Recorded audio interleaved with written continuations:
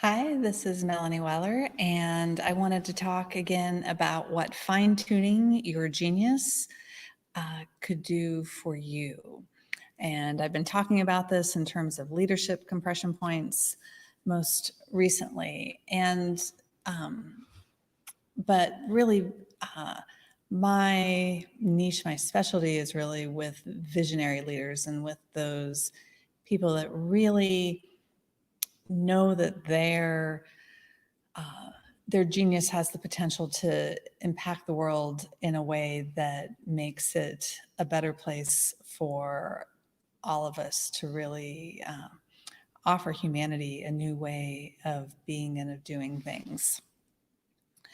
And so we all say that we like innovation and genius, but truly in business, especially those kinds of leading edge ideas are not generally rewarded because they're not safe. We are inherently wired for what is familiar, not what is right.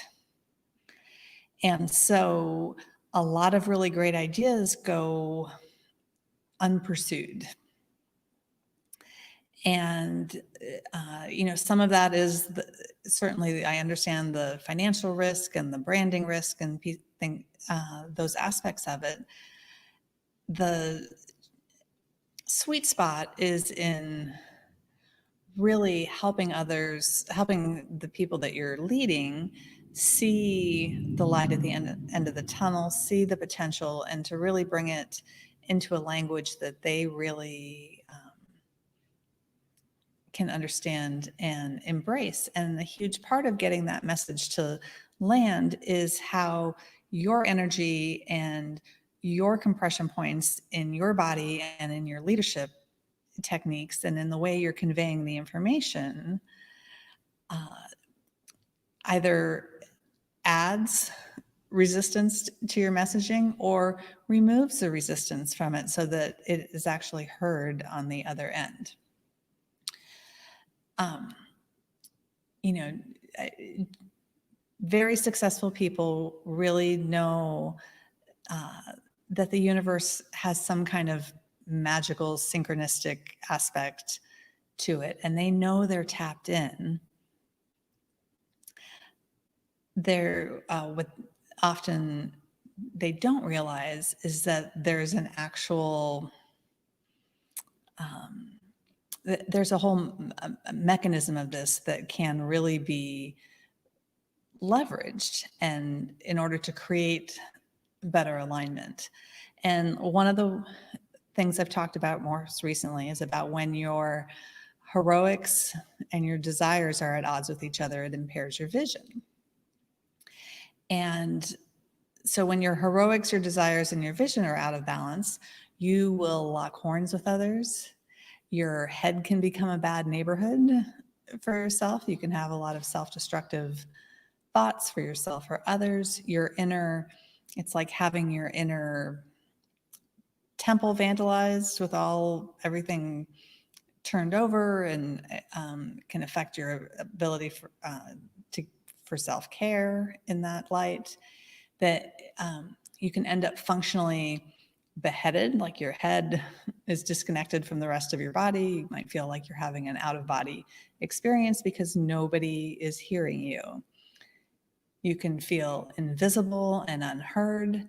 You can experience medical issues as a result of this, which is really where I've spent the bulk of my expertise with people. And that can show up as headaches, vision changes, dizziness, and even and especially psychiatric disorders can show up as anxiety, depression, and even bipolar disorder and things beyond that. It sometimes even leads to an individual being perceived to have a psychiatric disorder when they really don't. And it's just that there's just some internal frustration and misalignment that is when you resolve these situations and get this alignment in place, that aspect of the disorder just dissolves and disappears. And so I really love this fine tuning this relationship between your body and your business and your genius, because when that space really aligns and opens, that's where the magic happens and where those ideas really come into form in a way that one, whether it's an individual or a business, can really implement it. It comes to form in very practical ways. It really like brings it into, really grounds that um, the concept. And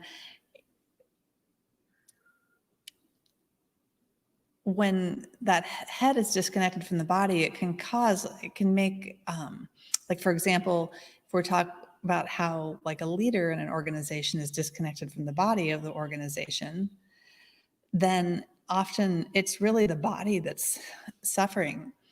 And you could take an example like Amazon, where their reputation for how they treat their employees is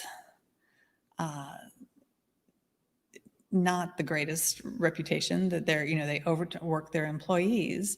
And you can make the case that as an organization, Amazon could be on the brink of an autoimmune disease or cancer, some kind of healing crisis, because it's just so incredibly disconnected. The leadership is disconnected from what the body is doing, and the body is overworking and not getting the message back to the head, back to the leadership.